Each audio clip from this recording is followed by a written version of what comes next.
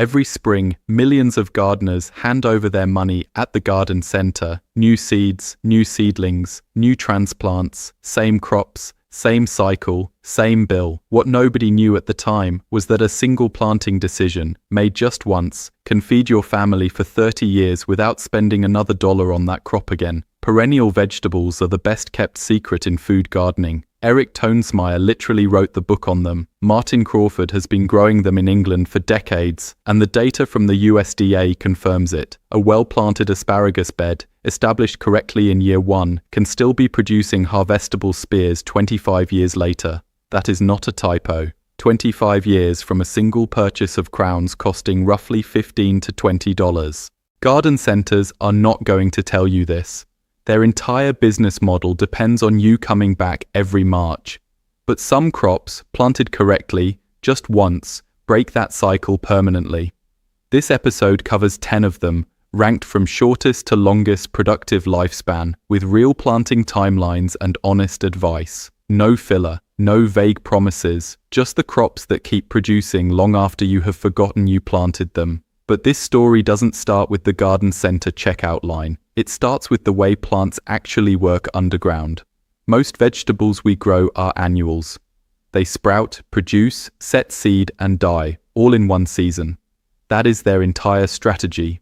It is fast, it is productive, and it demands everything from the gardener every single year. New seeds, new soil prep, new transplants. The cycle never stops because the plant never survives to restart it. Perennials operate on a completely different logic. They build deep, complex root systems in their first year or two. Those roots store energy through winter. Come spring, the plant does not wait for you to replant it. It already knows what to do. It pushes back up through the soil on its own schedule, drawing on reserves it spent years building. The gardener's job shrinks dramatically. No tilling, no seed starting, no replanting, just maintenance, harvest, and patience. The soil benefits too. Permanent root systems hold moisture better than bare, tilled ground. They feed the microbial networks that make nutrients available to plants. Year over year, the soil under a perennial bed gets richer, not poorer. That is the opposite of what happens in a heavily tilled annual garden, where structure breaks down and organic matter gets depleted season after season. Eric Toensmeier spent years documenting this in his landmark book Perennial Vegetables. Martin Crawford, running the Forest Garden Project at the Agroforestry Research Trust in Devon, has demonstrated the same principles at scale for over 2 decades. Both of them make the same core argument. The one-time labor investment of establishing a perennial crop pays compounding dividends that annual gardening simply cannot match. The economics are straightforward. You spend $15 on asparagus crowns once, you spend nothing on asparagus crowns for the next 30 years. That is the deal. And it gets better the longer the bed produces. The year is 1949. A small experimental farm in Illinois is tracking something unusual. A bed of asparagus, planted from crowns 3 years earlier, is producing its first full harvest. The researchers note the yield. They note the vigor. They photograph the fern canopy, dense and feathery and already taller than a man. Then they keep watching, for decades. By 1974, that same bed is still producing. 25 years in, the crowns have spread laterally, each one now occupying nearly twice the space it did at planting. The root mass has deepened to nearly 4 feet below the surface, anchoring itself in subsoil that no annual crop ever reaches. The yield per square foot has actually increased from the early years. The USDA would later cite records like this one when confirming that well-maintained asparagus beds routinely produce for 15 to 30 years from a single planting. That is the kind of number that makes accountants cry. This is where the story takes a turn nobody expected. Asparagus had a reputation problem for most of the 20th century. Home gardeners avoided it. Too slow, too fussy, too much waiting. The conventional wisdom said you needed 3 years before you saw a single spear worth eating. And that was true, but it was also the entire point. Those 3 years were not wasted time, they were the investment period. The root system was building the infrastructure that would feed a family for 3 decades.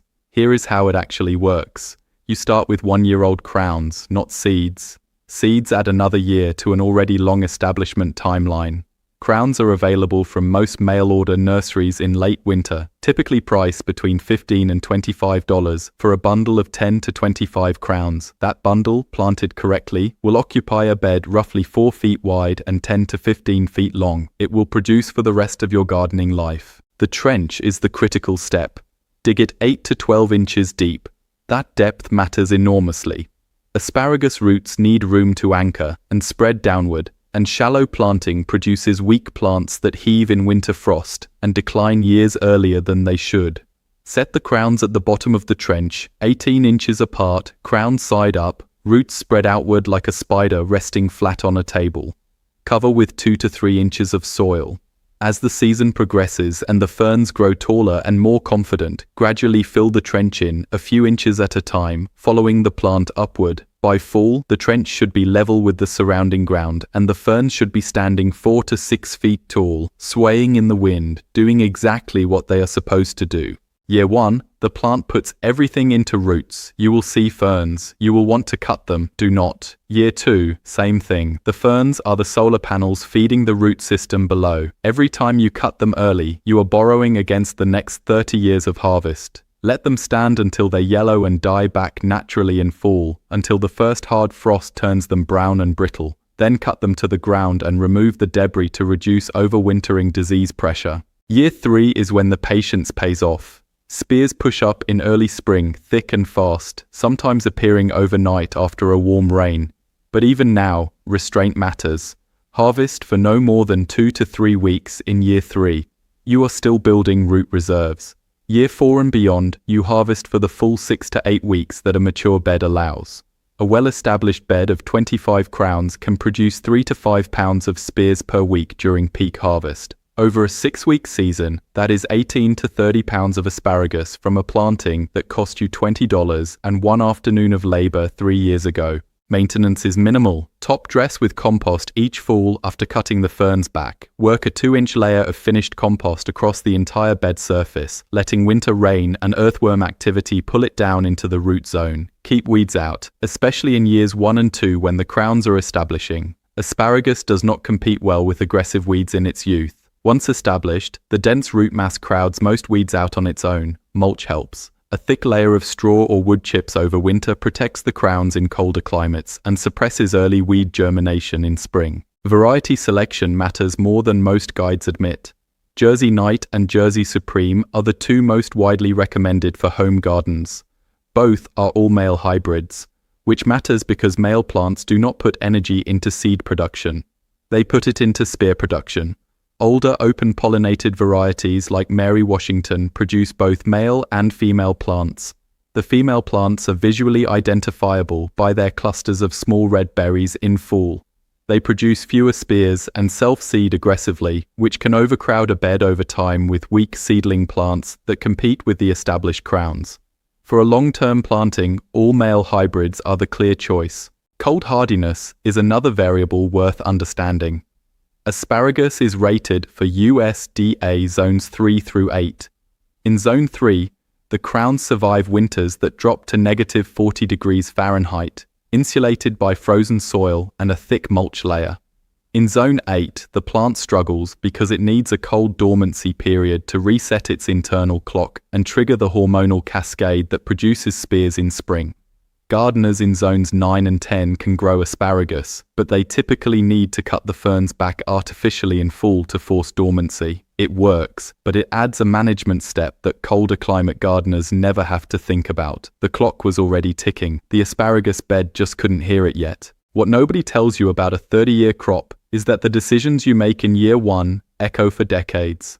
The depth of your trench, the spacing of your crowns, the variety you chose, the weeds you let go in year 2. Every shortcut compounds. Every correct step compounds equally. A bed planted 8 inches deep instead of 12 will decline years earlier than it should. A bed planted with Jersey Knight crowns, properly spaced, properly fed, properly left alone in years 1 and 2, will still be pushing spears when your children are old enough to harvest it themselves. The same patience that built the asparagus bed's legendary productivity was about to destroy every excuse not to plant one. It is early spring. The ground is barely thawed. and somewhere in a neglected corner of a backyard garden, a crown of rhubarb is already moving. It does not wait for permission. It does not wait for ideal conditions. The thick red stalks are already pushing through cold soil before most gardeners have even opened their seed catalogs. The tips emerge first, tight, dark red, almost purple, curled like a fist, forcing their way through soil that still has frost in it 2 inches down. This is the thing about rhubarb that nobody warns you about at the garden center. It is not delicate. It is not needy. It does not require coddling or constant attention or a precise feeding schedule. It requires almost nothing, and in return, it gives you something for decades. The gardener who plants rhubarb in year 1 is making a deal, a quiet, one-sided deal where they do the work once and the plant does the rest. Plant a crown in rich, well-drained soil. Dig the planting hole wide and deep, at least 12 inches in each direction, and work in a generous shovelful of aged compost before setting the crown. Position the growing tip so it sits just at or slightly below the soil surface, no deeper than an inch. Give it full sun, or at least 6 hours of direct light per day. Water it in thoroughly, pressing the soil firmly around the crown to eliminate air pockets. Walk away. That is the entirety of the instruction manual. And yet somehow, this plant, this thick, tart, almost prehistoric-looking plant, will still be producing vigorous stalks in year 15, year 18, year 20. The Journal of Sustainable Agriculture confirmed it in 2025. Consistent yields, decade after decade. The data is not complicated. The plant is not complicated. But rhubarb wasn't done yet. Not even close. The first harvest comes in year 2, not year 1. This is the rule, and it is not arbitrary. Year 1 is for root establishment. The crown is building its underground infrastructure, storing energy in thick rhizomes, preparing for a long career. The gardener who ignores this and harvests in year 1 is borrowing against a future they are actively dismantling. But the gardener who waits, who shows the same patience that built the asparagus bed, steps into year 2 and finds something waiting for them. Stalks, bold, crimson, tart stalks, sometimes as thick as your thumb, sometimes thicker, each one pulling cleanly away from the base with a firm outward twist, leaving the crown intact and ready to produce another. You would think someone would have said something. Nobody did. Nobody told the average home gardener just how productive a single established rhubarb crown could become. Nobody put it on the seed packet or the nursery tag. One crown, properly placed, properly fed, properly left alone in year 1, will produce enough stalks to make pies, jams, sauces, and compotes for a family of 4, every single year, for up to 20 years. The harvest rule is simple but critical. Never take more than 1/3 of the stalks per season. This is not a suggestion, this is the contract. The plant needs the remaining stalks to continue photosynthesizing, to keep feeding those roots, to keep the engine running. Violate the 1/3 rule, and you are not harvesting, you are executing, slowly, over several seasons. The plant will weaken, the stalks will thin, the yields will drop, and the gardener will wonder what went wrong, never connecting the damage to the greed. Follow the rule, and the plant rewards you without complaint. 5 years in, the crown has expanded. What started as a single compact root structure is now a spreading clump, pushing outward in every direction, sending up more stalks every spring than the year before. The production is almost aggressive. The gardener is making crumble in July, and freezing stalks in August and giving bundles to neighbors in September. This is the peak. This is what the one-time investment looks like at full maturity. But there is a moment, somewhere between year 5 and year 7, where the clump becomes its own enemy. The center of an old rhubarb crown begins to die back. It is a natural process. The plant has been expanding outward for years, and the oldest growth at the center starts to hollow out, to lose vigor, to produce thinner and fewer stalks. The gardener notices it gradually. The spring flush arrives a little later than it used to. The stalks at the center of the clump are narrower than the ones at the edges. The harvest window feels slightly shorter. It is not a crisis. It is a signal. The plant is telling you something. It is telling you it is time. This is the division moment. Every 5 to 7 years, the gardener must dig up the crown, split it into sections using a sharp spade, and replant the vigorous outer pieces. Each division becomes a new plant. Each new plant resets the clock. What was 1 crown becomes 3. What was 3 becomes 9. The bed that started with a single $10 crown from the nursery is now, a decade later, a self-sustaining operation producing free plants on a 5 to 7 year cycle. The economics of this are almost offensive in how favorable they are. 1 crown, $10, 20 years of production, free propagation every half decade. The math does not require a spreadsheet. But the gardener who skips the division, who assumes the plant will keep performing without intervention, is about to learn something expensive. The stalks thin, the clump crowds itself, the center dies back further, the yields collapse, and the recovery, if it comes at all, takes years. The rhubarb that is divided, replanted, and fed with well-rotted compost in early spring does something remarkable. It comes back harder. The new divisions, planted into holes enriched with fresh organic matter, push up stalks that are thicker and more vigorous than anything the original crown produced in its middle years. It is a second act, a genuine renewal. The gardener who treats the division as routine maintenance rather than a sign of failure is rewarded with another full decade of production from plants that cost nothing because they came from the original crown.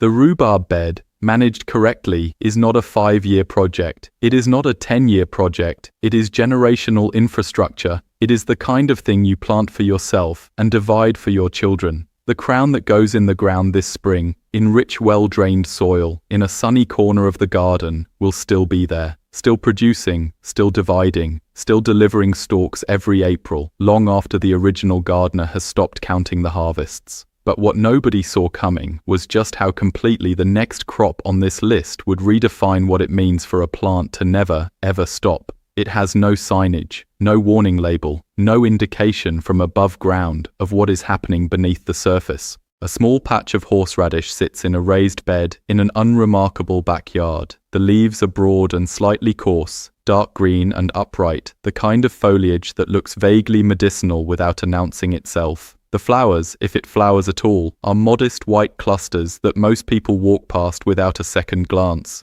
There is nothing about the above-ground appearance of horseradish that prepares you for what the root is doing underground, quietly, continuously, without any help from anyone.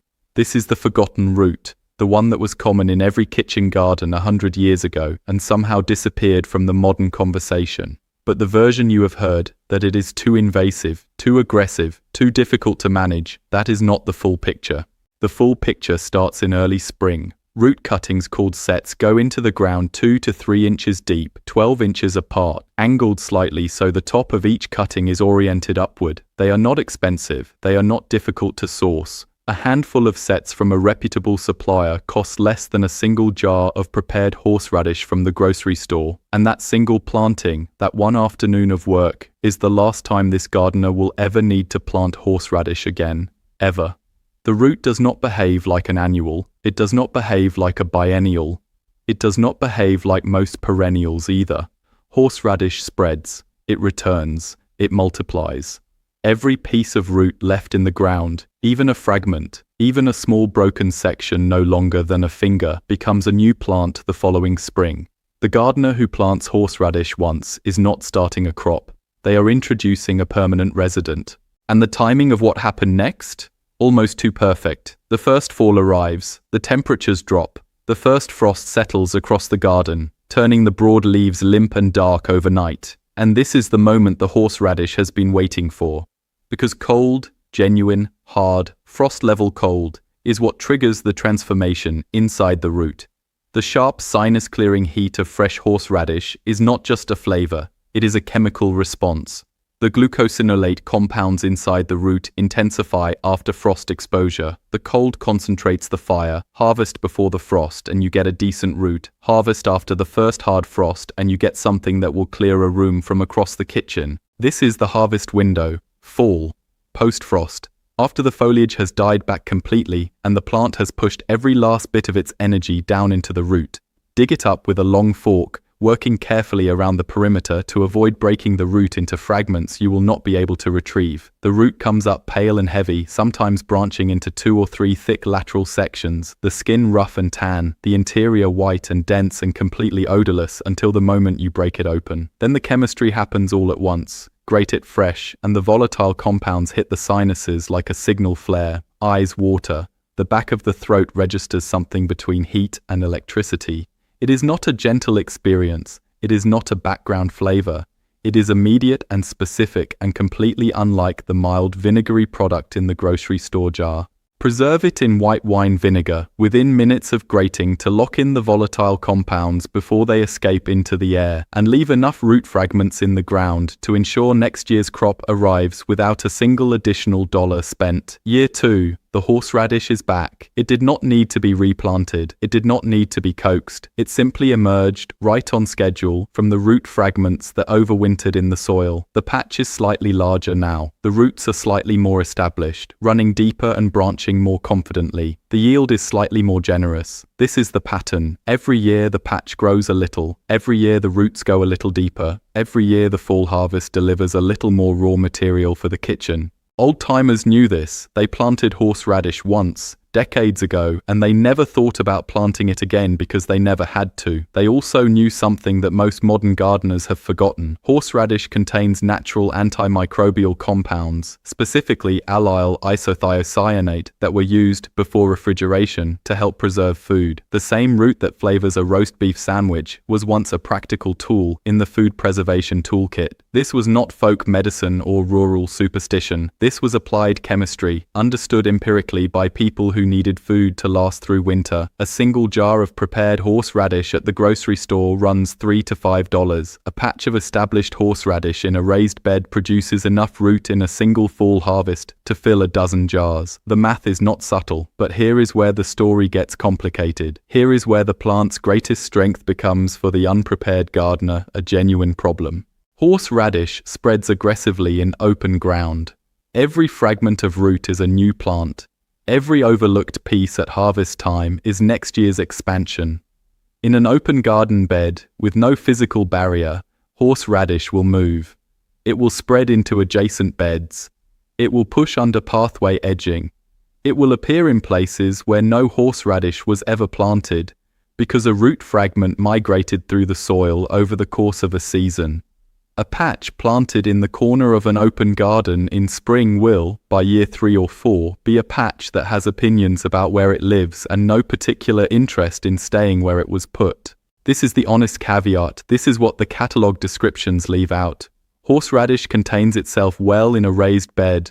The physical walls of a raised bed act as a root barrier, keeping the spread manageable, keeping the harvest organized, keeping the plant where the gardener wants it. In open ground, without those walls, containment becomes an ongoing project that rarely ends in the gardener's favor. The gardener who plants in a raised bed is working with the plant's nature. The gardener who plants directly into open ground is starting a negotiation. They may not win. A simple raised bed or a deep container lined with landscape fabric at the bottom to intercept downward root growth changes the entire dynamic. It turns an aggressive spreader into a productive, manageable, permanent crop. It is not a complicated solution. It is just the right tool for the right plant. The version most people have heard, that horseradish is too invasive to grow at home, is the version without this context. It is the version told by someone who planted in open ground and lost the argument. The fall harvest of an established horseradish patch is one of the most satisfying moments in the perennial garden. The foliage has died back completely. The soil is cold and firm. The gardener pushes a long fork into the ground 6 inches from the base of the plant and lifts, and what comes up is a thick, pale, almost alarming root, sometimes as long as a forearm, sometimes branching into 2 or 3 heavy lateral sections that smells like absolutely nothing until it is broken open. The skin is rough and tan and slightly fibrous, the kind of texture that tells you something serious is happening inside, and then the root snaps apart, and the chemistry happens all at once. The volatile compounds hit the air in a wave.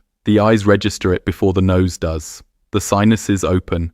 The throat tightens slightly. The whole kitchen smells like something between fire and earth and winter. A simple preparation: grated root, white wine vinegar, a pinch of salt, sealed in a glass jar within minutes of grating to preserve the volatile compounds, produces a condiment that costs under $1 to make and sells at farmers' markets for $6 to $8 a jar. The gardener who figured this out is not struggling to justify the raised bed, because the gardener who established horseradish in a raised bed, who harvested every fall and left root fragments to regenerate, who grated and preserved and shared and sold. That gardener eventually looked at the patch and realized something. The plant had been growing for 7 years. The root system had deepened and thickened and spread to every corner of the raised bed. The harvests had gotten larger every year, and the total investment across all 7 years was still just the cost of that original bag of sets. 7 years. One purchase, hundreds of jars. That is not a garden crop, that is infrastructure. For a while, things actually seemed fine.